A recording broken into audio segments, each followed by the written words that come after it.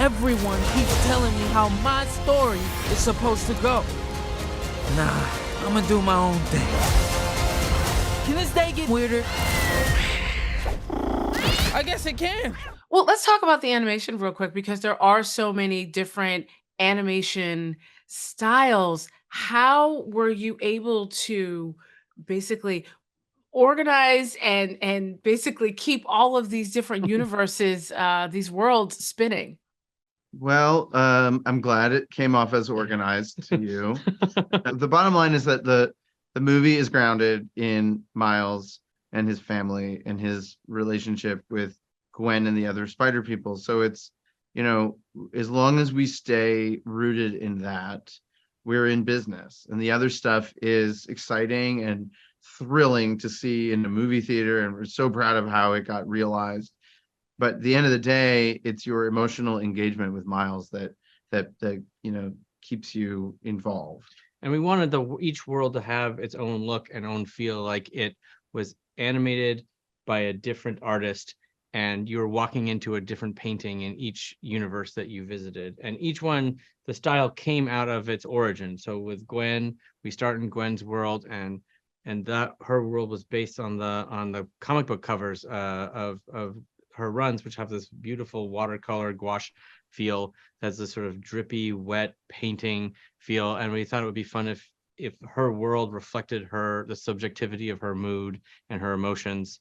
And so it's easy to know, like, okay, I'm in Gwen's world, this is how it feels. And you want that to have its own distinct look. But then you want, Spider-Man India's world to have its own look. And that was based on these individual comics from India in the 70s and 80s that had bright colors and sort of crazy, crazy color combos and sort of very quick drawings with loosely registered colors, and having that be the inspiration for that, and having each world have its own sort of story reason for existing, makes it easy to be like, okay, where am I? Just taking one look at the world, I know what universe I'm in. And so it was a great opportunity to sort of show the breadth of possibility and cinematically in animation. I'm so glad you brought up the comics because I was like, how can I mention this? I'm a comic book fan and I was having a ball. I saw Spider-Man 2099. I saw Spider-Geddon in there. I saw Ezra's SpiderVerse. And then I was just blown away because I'm trying to figure out how you figured out which covers, issues to use, and then which of there's over 240 characters in this film. How did you go about picking which characters? We just put them all in. No, listen, it all comes from, what is a great compliment to the main storyline. Who could possibly be cooler than Miles? Oh, wait, there's Hobie Brown. We found someone to it's kind of that thing where you leave home, you were doing pretty well in high school and you go off to college and you're like, oh my God, I'm a scrub again. Hav is another guy that's he's maybe younger than Miles, but he's somehow incredibly competent and cool in his own way and incredibly self-assured, right? And he's unashamed of himself. And it's just finding ways to put Miles on his heels when he's already the coolest Spider-Man you've ever seen. So having Miles move through this universe, similar to he did in the first one, but the universe is so much bigger. It was really interesting also seeing his animation style blend with the others. Let's talk about the Rogues Gallery a little bit. Let's talk about Spot, because I thought the Spot was a very interesting choice as the villain or main villain in this film. How do you go about choosing the baddies? Well, this movie went through a big evolution, and at one point it was actually Avi Arad who said to us, "What about the Spot as a villain?" And we thought, the Spot? That's the dorkiest villain. He's like a Looney Tunes character. Wait a minute. Maybe that's an idea. Right. And we realized later that it actually was perfect, not just because he has these dimensional portals that fit into the story, but also the story of a character that we discounted was it's been overlooked, that's right. Sort of ridiculed, that's not considered a big deal Spider-Man villain. What if the story of the movie was watching him come into his own as a villain? Right. So it's a coming of age story for Miles, but it's also a coming of age story for the villain. Right. And so it was a great sort of counter, like a parallel story to what Miles was going on. He wanted to feel seen and appreciated. And and that's what Spot wants, but he just takes a darker path. And the idea that we could take something that felt like a silly joke of a villain and turn it into something really formidable that you would be, terrified of by the end seemed like a really fun and daunting challenge. And we love it when something seems hard to do. So that's what we say. Everyone, and both of these guys want to be seen and legitimized, right? And they're both mistakenly seeking that from outside of themselves. And really only Miles learns that, he has to get it from inside. He absolutely does. And I think he also finds a mentor in Hobie, who you mentioned earlier. I just want to circle back to his animation again real quick. Hobie's animation and his design looks so much different than a lot of the other characters. How did you come up with that? He's a punk, spider punk. So we were like, well, he should look like a punk zine or like a punk poster, right? Which is using lots of Xerox technology and like colored paper and appropriating imagery from, a magazine. Right. And then there's never enough toner in the copy machine. So it always has kind of a grayed out quality to it. But it's the idea of it is like, it's found, it's discovered, and nothing is thrown away. The reason like punks look like that is it's like a statement about like, you think I'm trash, but I think I'm hot. Like it was so important for him to be hot. You succeeded, because I'm telling you, everybody's gonna want like to see more of this character. Right? Yes. But he's making a political statement about, what is legitimate and what isn't. And what's so funny is that like this is like an organization that's sort of trying to make conformity out of a group that's the most non-conformist group, where everybody's different, animated in a different style. They look completely different. They all come from their own worlds and have their own perspective. And so he was a perfect counterpoint to sort of what Miguel is trying to do. Right. Miguel is saying like there's a certain way that things have to happen. And the punk ethos is like, no, there isn't.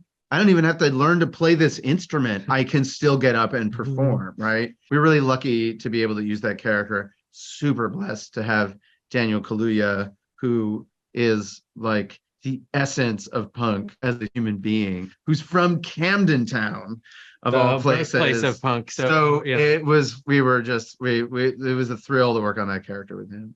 Talk me through when you knew this was going to be a trilogy, because I feel like, with the first movie was so groundbreaking, changed the game in terms of animation, gave everybody the Miles that they wanted to see on screen. How did you know how far you wanted to take this film? Well, for a while, we had been trying to jam two movies into one.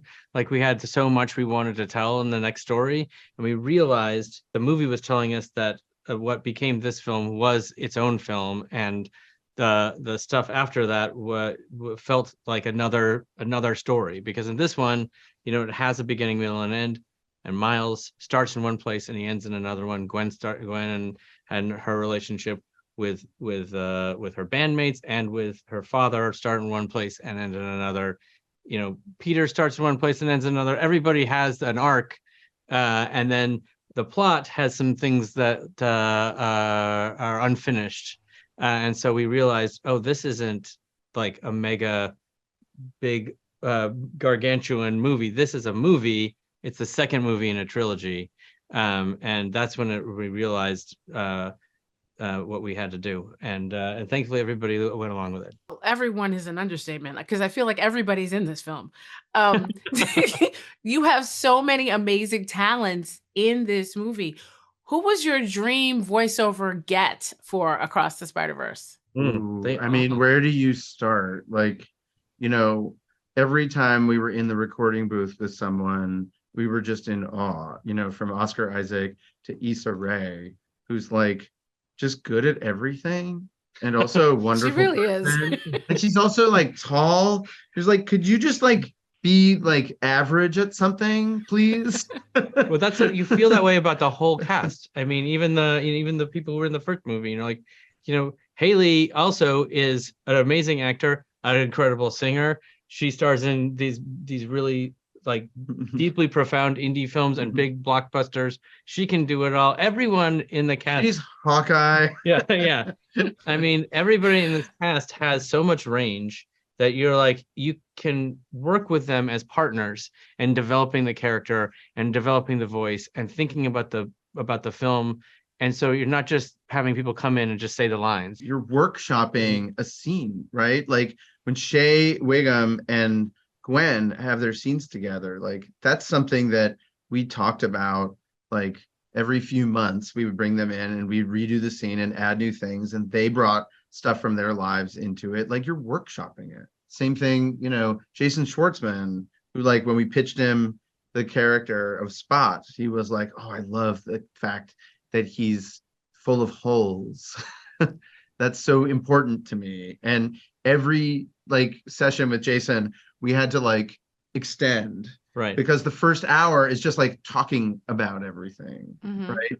And the poor editors, you know, they had so much material to go Right. through. Yeah, he would just like keep trying and sort of improvising different ideas and versions and variations of takes and go down these roads, and then we'd be like, okay, here's take J, take K, take L, take Z, take Z A. CB. We're like, oh my God. Oh my God. It sounds like the majority of the creative process, especially on this film, was happening in the record booth. It wasn't happening in, you know, it seems like the writing was the jumping off point, and most of the creative was happening with the talent. Well, it happens everywhere. Yeah. I mean, it's specific to the writing, like the writing never stops, right? Mhm. It's like, it's not like you write a screenplay, thank you very much, goodbye. It's like writing is essential to every single step of this process. And you're working with 1,000 crew members. Each one has smart things to add. And the great thing about animation is that you put it up with storyboards, animatics, and you get to see an early version of it and see if it's working or not. And you know, the artists get to say like, well, what if we did this? Or what if we tried this? And you get to go back and work it and rework it. And then when the actors come in, you get another chance to rework it. And then the animators come in and go like, actually, it would be more cool if we did this. And everybody's building on it. And as long as it's helping tell the story more clearly and effectively and making it more engaging, it just makes it a much richer experience. But it's a really collaborative process. You just mentioned 1,000 people, and I had a note about that. There's over 1,000 people working on this film, which is reportedly the largest crew of any animated film ever. That is correct. That's not daunting, is it?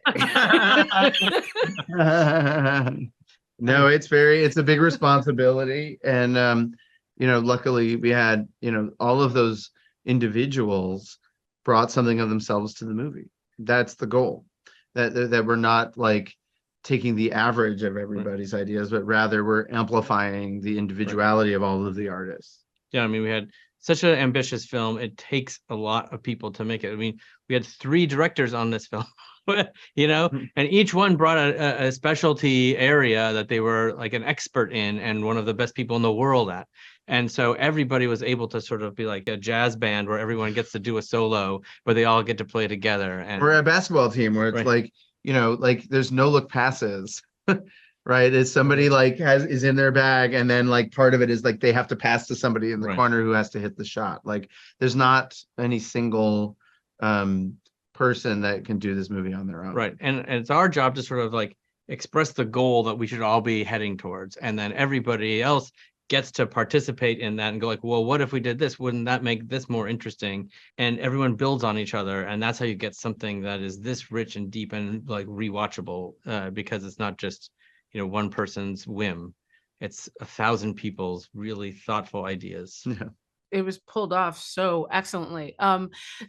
Getting to last couple questions, how will the next film Beyond the Spider-Verse differentiate itself from Across the Spider-Verse visually? I know you can't tell me about the plot, but like visually, are you looking to push the boundaries of animation again? I would say Indeed. That's the brand. So we don't have a choice. And we've got some great ideas for where the movie goes to next, and some opportunities to explore some of the visual ideas in this movie even more richly. Right. I think, the fun thing about this is that every world you go to is a bespoke world, and each world feels like its own animation style. So we're going to visit a bunch of new places in the third film, and each one is going to have a look that you've never seen before. And the goal of these films is to make you, to surprise and delight, and to make you go, I have never seen anything like this in my entire life. I have to see it again to really fully process what I just saw. And so, that's our goal for the third one as well. Now, you two are also working on the SpiderMan Noir show. Is there anything from this movie that we're gonna is that we're pulling into that show also? Where did 1,000 people also are gonna work on that show? That show's a live action show, so it's a different process, obviously, and it is, it's on hold right now because of the writer's strike, but it was progressing along really well, as is the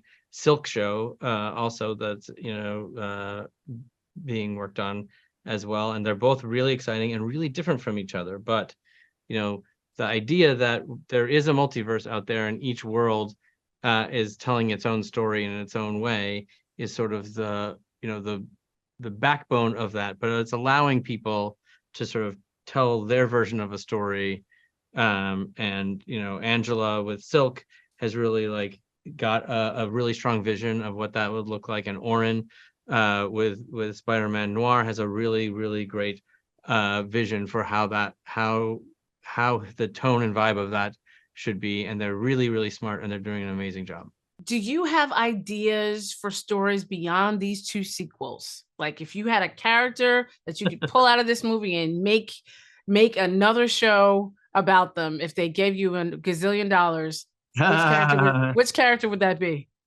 I mean, the possibilities are limitless. We're big fans of the Western genre, so I wouldn't mind working with Web Slinger and Widow one more time. But in reality, these things are so ambitious, and we're just finishing this trilogy is exhausting. And so it's a better question in the future, after we've had a nice long nap and we are ready to dig into something new. But we've still got our work ahead of us. That's for sure.